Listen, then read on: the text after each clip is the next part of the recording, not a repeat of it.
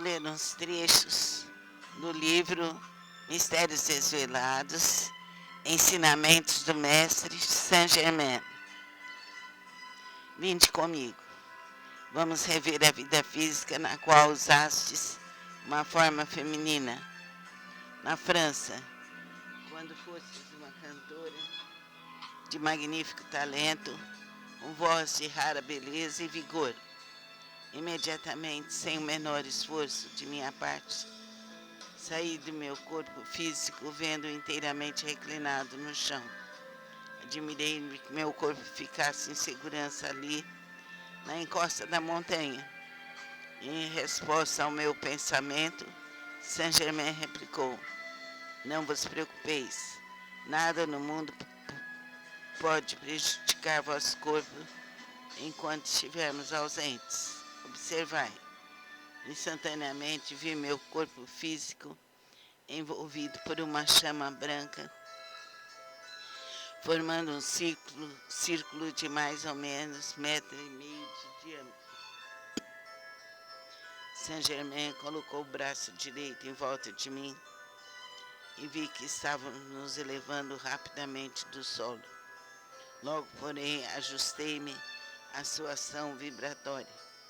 Não houve sensação de movimento através do espaço, e num instante estávamos vendo embaixo uma cidadezinha no sul da França. O mestre continuou: aqui nasceste, filha única de uma bela mulher cuja vida foi um exemplo de idealismo, adiantado demais para a maioria dessa época. Vosso pai foi um esposo e companheiro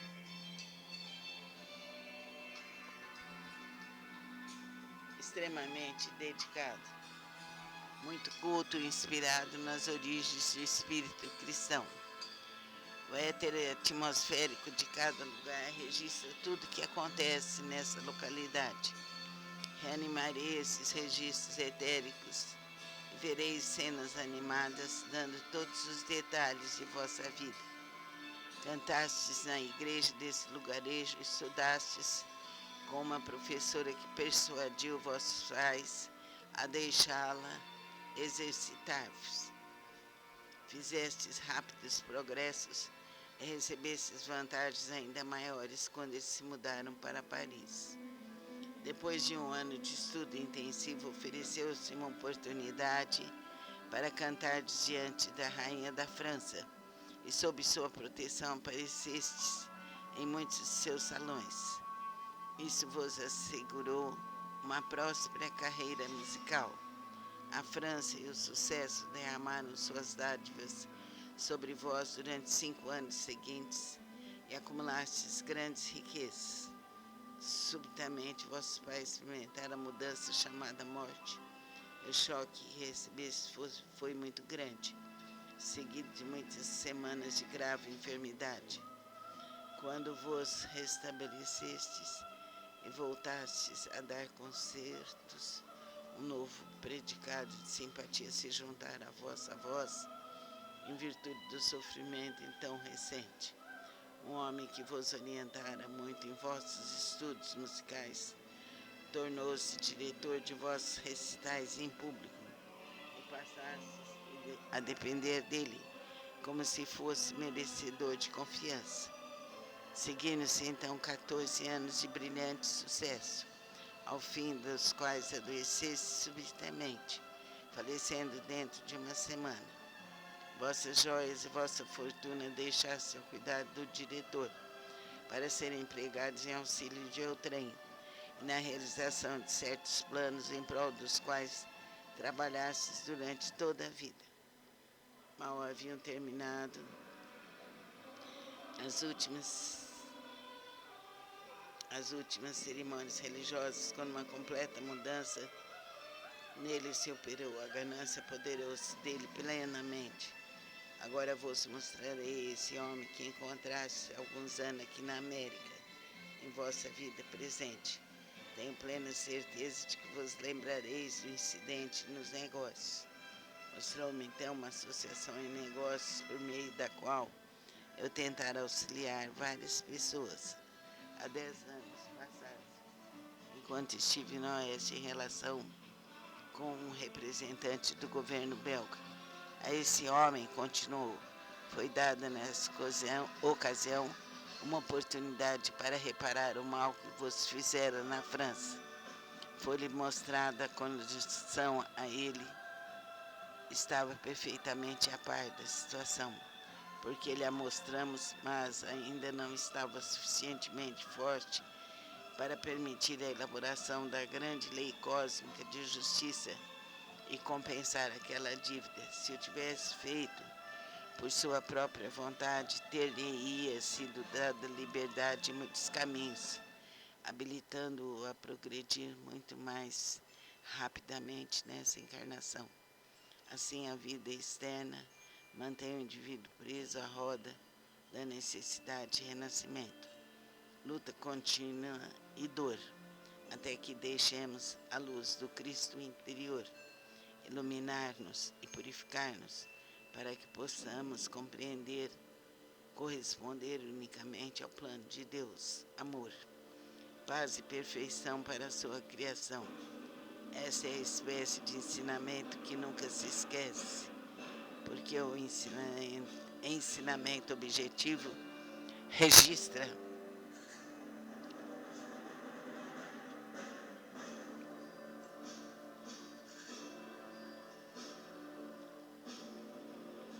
a experiência tanto na visão como na mente. O registro visual é mais profundo e necessariamente recebe mais atenção da atividade externa do intelecto. A essência dessa experiência já muito esquecida fixou-se certamente em minha memória de modo permanente, porque posso hoje recordar cada um de seus detalhes com tanta clareza como quando com ele a presenciei. Agora, continuou, vamos relembrar uma outra de vossas encarnações, uma que viveste no Egito.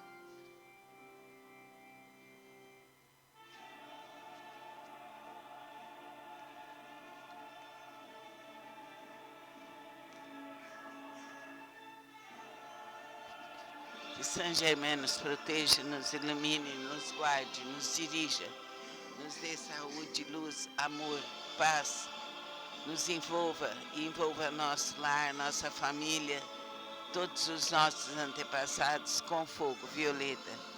Que assim seja. Namastê.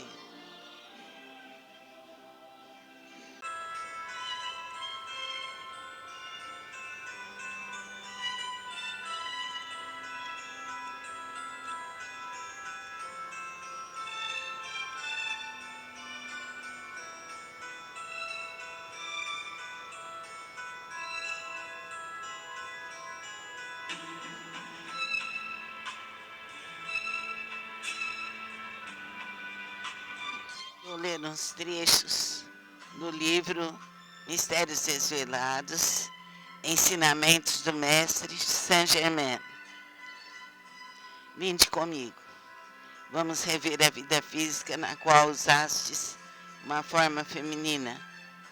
Na França, quando fostes uma cantora de magnífico talento, com voz de rara beleza e vigor, imediatamente, sem o menor esforço de minha parte, saí do meu corpo físico, vendo-o inteiramente reclinado no chão. Admirei-me que meu corpo ficasse em segurança ali, na encosta da montanha. Em resposta ao meu pensamento, Saint Germain replicou: não vos preocupeis, nada no mundo pode prejudicar vosso corpo enquanto estivermos ausentes. Observai. Instantaneamente vi meu corpo físico envolvido por uma chama branca, formando um círculo de mais ou menos 1,5 metros de diâmetro. Saint Germain colocou o braço direito em volta de mim e vi que estávamos nos elevando rapidamente do solo.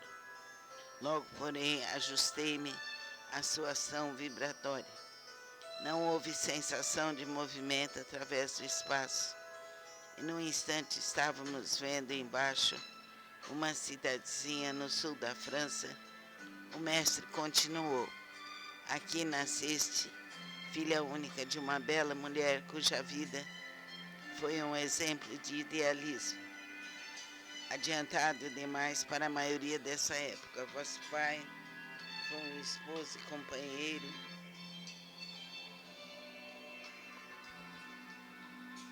extremamente dedicado, muito culto e inspirado nas origens do espírito cristão. O éter atmosférico de cada lugar registra tudo o que acontece nessa localidade. Reanimarei esses registros etéricos e vereis cenas animadas, dando todos os detalhes de vossa vida. Cantastes na igreja desse lugarejo, estudastes com uma professora que persuadiu vossos pais a deixá-la exercitar-vos. Fizestes rápidos progressos e recebestes vantagens ainda maiores quando eles se mudaram para Paris. Depois de um ano de estudo intensivo, ofereceu-se uma oportunidade para cantar diante da rainha da França, e sob sua proteção aparecestes em muitos de seus salões. Isso vos assegurou uma próspera carreira musical. A França e o sucesso derramaram suas dádivas sobre vós durante 5 anos seguintes e acumulastes grandes riquezas. Subitamente vossos pais experimentaram a mudança chamada morte. O choque que recebeste foi muito grande, seguido de muitas semanas de grave enfermidade. Quando vos restabelecestes e voltastes a dar concertos, um novo predicado de simpatia se juntara à vossa voz, em virtude do sofrimento então recente. Um homem que vos orientara muito em vossos estudos musicais tornou-se diretor de vossos recitais em público e passastes a depender dele como se fosse merecedor de confiança. Seguiram-se então 14 anos de brilhante sucesso, ao fim dos quais adoeceste subitamente, falecendo dentro de uma semana. Vossas joias e vossa fortuna deixaste ao cuidado do diretor, para serem empregados em auxílio de outrem, e na realização de certos planos em prol dos quais trabalhastes durante toda a vida. Mal haviam terminado as últimas cerimônias religiosas, quando uma completa mudança nele se operou. A ganância apoderou-se dele plenamente. Agora vos mostrarei esse homem que encontraste há alguns anos aqui na América, em vossa vida presente. Tenho plena certeza de que vos lembrareis do incidente nos negócios. Mostrou-me então uma associação em negócios por meio da qual eu tentara auxiliar várias pessoas. Há 10 anos passados, enquanto estive no Oeste em relação com um representante do governo belga.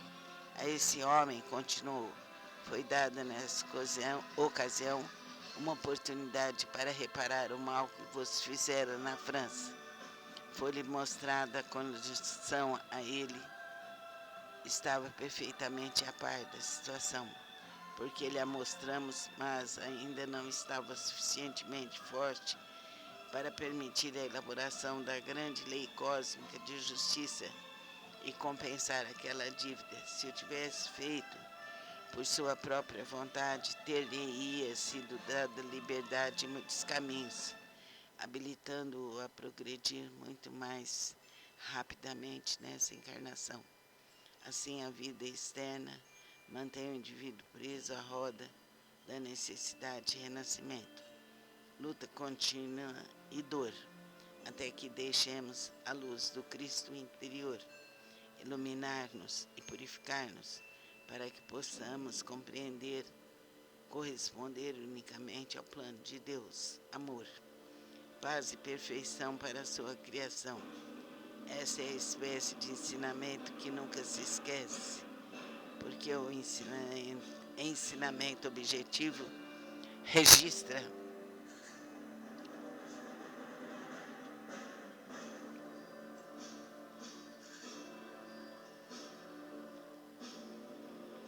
a experiência tanto na visão como na mente. O registro visual é mais profundo e necessariamente recebe mais atenção da atividade externa do intelecto.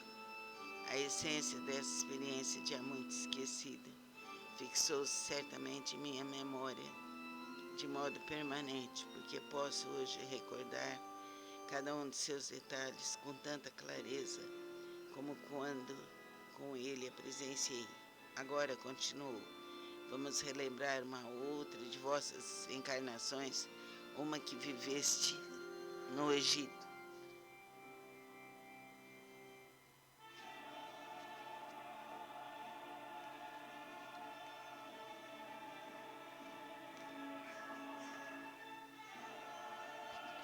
Que Saint Germain nos proteja, nos ilumine, nos guarde, nos dirija, nos dê saúde, luz, amor, paz, nos envolva e envolva nosso lar, nossa família, todos os nossos antepassados com fogo violeta. Que assim seja. Namastê.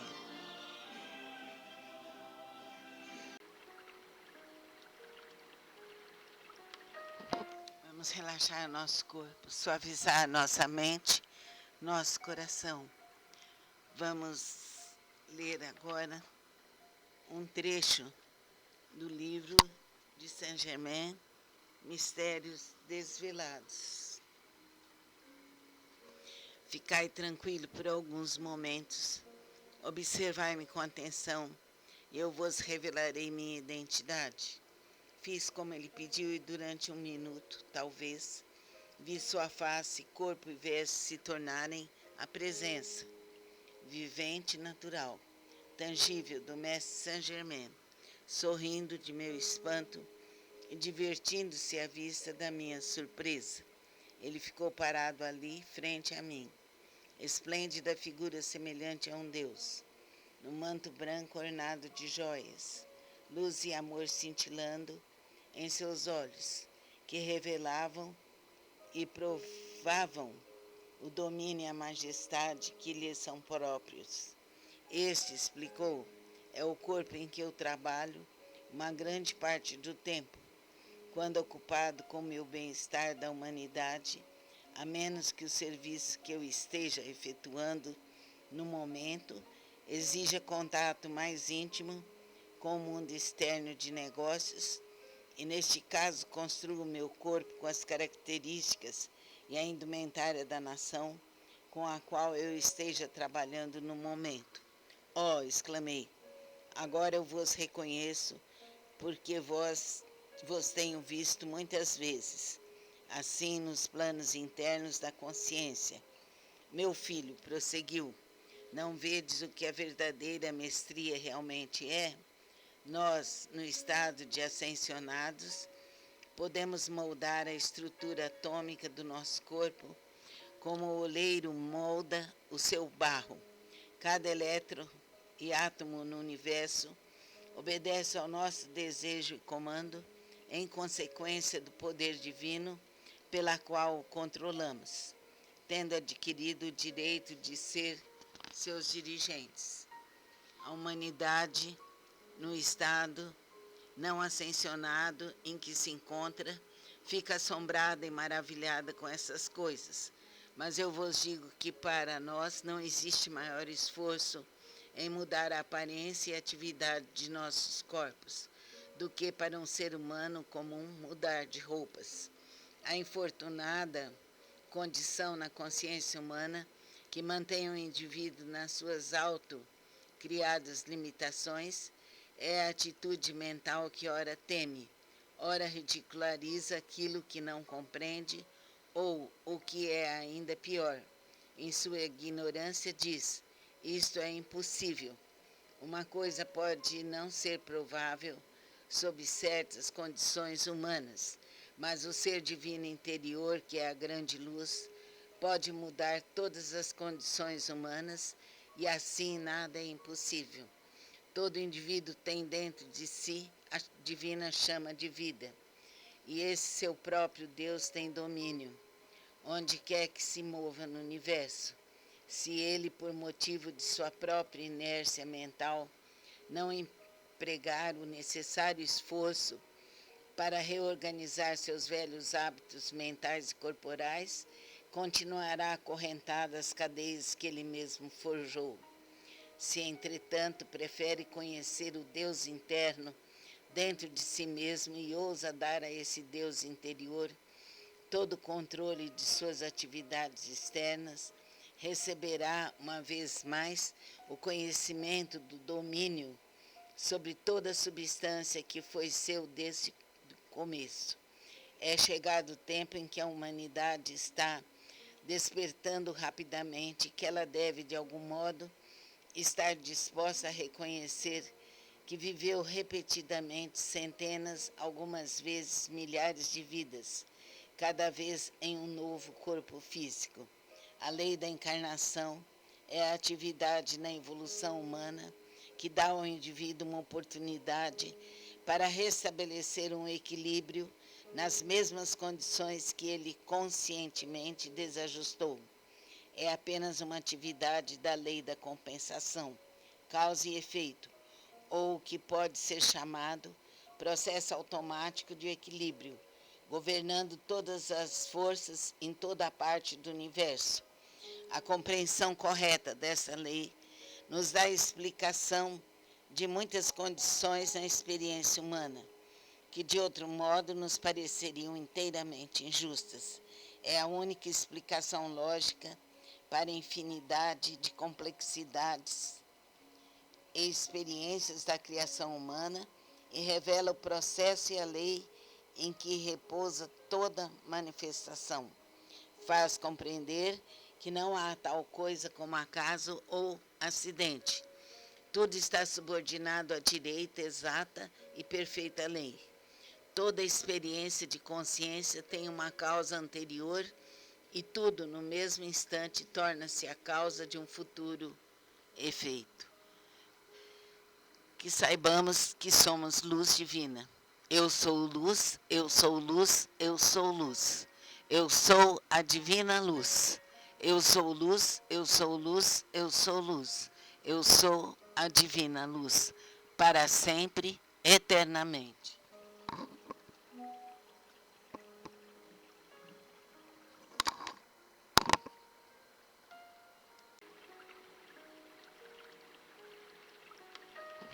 Vamos relaxar nosso corpo, suavizar nossa mente, nosso coração. Vamos ler agora um trecho do livro de Saint-Germain, Mistérios Desvelados. Ficai tranquilo por alguns momentos, observai-me com atenção e eu vos revelarei minha identidade. Fiz como ele pediu e durante um minuto, talvez, vi sua face, corpo e vestes se tornarem a presença vivente e natural, tangível do mestre Saint-Germain, sorrindo de meu espanto e divertindo-se à vista da minha surpresa. Ele ficou parado ali, frente a mim, esplêndida figura semelhante a um deus, no manto branco ornado de joias, luz e amor cintilando em seus olhos, que revelavam e provavam o domínio e a majestade que lhes são próprios. Este, explicou, é o corpo em que eu trabalho uma grande parte do tempo, quando ocupado com o meu bem-estar da humanidade, a menos que o serviço que eu esteja efetuando no momento exija contato mais íntimo com o mundo externo de negócios, e neste caso construo o meu corpo com as características e a indumentária da nação com a qual eu esteja trabalhando no momento. Oh, exclamei, agora eu vos reconheço, porque vos tenho visto muitas vezes, assim nos planos internos da consciência. Meu filho, prosseguiu, não vedes o que a verdadeira mestria realmente é? Nós, no estado de ascensionados, podemos moldar a estrutura atômica do nosso corpo como o oleiro molda o seu barro. Cada elétron e átomo no universo obedece ao nosso desejo e comando, em consequência do poder divino, pela qual o controlamos, tendo adquirido o direito de ser seus dirigentes. A humanidade, no estado não ascensionado em que se encontra, fica assombrada e maravilhada com essas coisas. Mas eu vos digo que para nós não existe maior esforço em mudar a aparência e atividade de nossos corpos do que para um ser humano comum mudar de roupas. A infortunada condição na consciência humana que mantém o indivíduo nas suas auto-criadas limitações é a atitude mental que ora teme, ora ridiculariza aquilo que não compreende, ou, o que é ainda pior, em sua ignorância diz: isto é impossível. Uma coisa pode não ser provável sob certas condições humanas, mas o ser divino interior, que é a grande luz, pode mudar todas as condições humanas e assim nada é impossível. Todo indivíduo tem dentro de si a divina chama de vida, e esse seu próprio Deus tem domínio, onde quer que se mova no universo. Se ele, por motivo de sua própria inércia mental, não empregar o necessário esforço para reorganizar seus velhos hábitos mentais e corporais, continuará acorrentado às cadeias que ele mesmo forjou.